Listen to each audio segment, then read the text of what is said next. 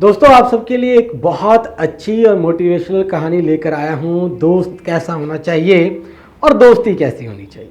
हाँ, ये वीडियो आप कहाँ से देख रहे हैं ये कमेंट बॉक्स में मुझे ज़रूर बताएं। ये वीडियो जो मैं मोटिवेशनल बनाता हूँ वो आपको कैसा लगता है उस पर कमेंट करना आप बिल्कुल ना भूलें, क्योंकि जब आप कमेंट करते हैं तो मुझे भी मोटिवेशन मिलती है और मैं अलग अलग कहानियाँ सर्च करके आपके लिए लेकर आता हूँ। एक बार की बात है दोस्तों कि दो दोस्त होते हैं और एक का नाम होता है अजय, एक का नाम होता है विजय। ये सिर्फ मैं मान रहा हूँ, इसे सच्चाई में मत लीजिए। तो जो अजय होता है उसके अंदर ईर्ष्या का, बैर का भाव या जलनखोरी की भाव प्राकृतिक होती है, और जो विजय होता है उसके अंदर ये सब भावनाएं नहीं होती है। तो वो दोनों की खेत साथ साथ होते हैं, बहुत क्लोज फ्रेंड होते हैं, बहुत गहरे दोस्त होते हैं। तो जब भी उसकी विजय की खेती अच्छी हुआ करती है, अजय की खेती थोड़ी कम हुआ करती है, तो वो इस चीज़ को लेकर के काफ़ी ईर्ष्या करने लगता है उससे। वो कहता है उसकी खेती अच्छी होती है, मेरी खेती अच्छी नहीं होती है। कहता है क्यों ना इस बार मैं उसकी सारी फसल ही खराब कर दूंगा। दोस्तों ध्यान से सुनना, अजय के मन में आ जाता है कि उसने विजय की सारी फसल खराब कर देनी है। वो क्या करता है कि आधी रात को अपने खेत में जाता है और पककर तैयार हुई फसल में पानी चला देता है, और जैसे वो रात को पानी चलाता है तो उसके पैर में चोट लग जाती है। चोट लगने के कारण उसके पैर से खून बहने लगता है और फटाफट वो गमछा बांध करके वहां से भागता है और घर आ जाता है भीगे कपड़ों के साथ। घर वाले उसको पूछते हैं कि भाई आपके कपड़े भीगे कैसे हैं, आपको चोट कैसे लगी। वो कुछ नहीं कहता है और चुपचाप सो जाता है।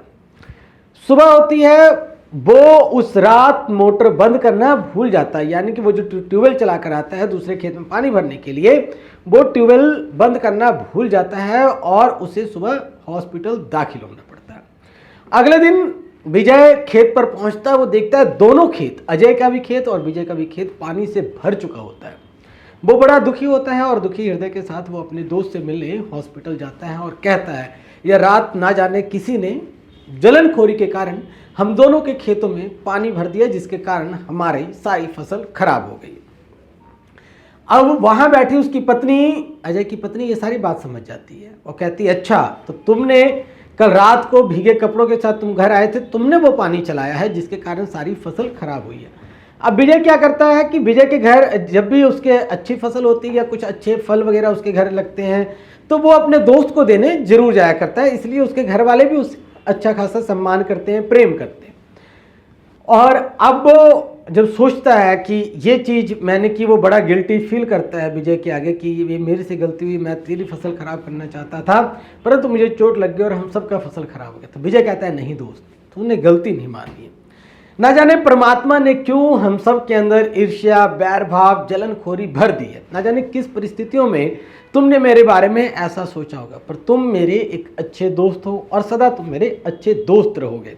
कोई बात नहीं, मेरे पास इतनी फसल है कि एक साल भी अगर हम लोग बैठकर खाएंगे तो हम दोनों की फैमिली अच्छे तरीके से खाना खा सकती है। तो दोस्तों ये कहानी आपको बताती है कि आपका दोस्त किन परिस्थितियों में आपके बारे में क्या सोचता है, इसका आकलन बिल्कुल ना करें। आपका दोस्त है और वो सच्चे दिल से आपसे प्यार करता है, चाहे वो किसी परिस्थितियों में हो। ना जाने कई बार आपका दोस्त आप पे गुस्सा कर देता है, कई बार आपका कोई प्यारा दोस्त आपको डांट देता है और आपको बुखार आ जाता है। आप 2-3 दिन बुखार से तड़पते हैं और आप ये आकलन कर लेते हैं कि मेरा दोस्त मेरे से बैर भाव रखने लगा है। नहीं, दोस्ती खत्म नहीं करनी है, दोस्त के बुरी आदतों को खत्म करना है, दोस्त बना कर रखना है। ऐसे अगर हम दोस्त बदलते रहेंगे तो एक दिन तो ये दुनिया सारी हमारे प्यारे दोस्तों से खत्म हो जाएगी और हम अकेले रह जाएंगे। दोस्त के साथ जब आपने कमिटमेंट कर दी है, जब आपने किसी के साथ दोस्ती कर ली है, तो जी जान लगा दीजिए अपनी दोस्ती को पूरा करने में। उसका आकलन मत कीजिए। ईर्ष्या, बैर भाव, जलनखोरी ये प्राकृतिक है, जिसे आप नहीं बदल सकते, मैं नहीं बदल सकता, परंतु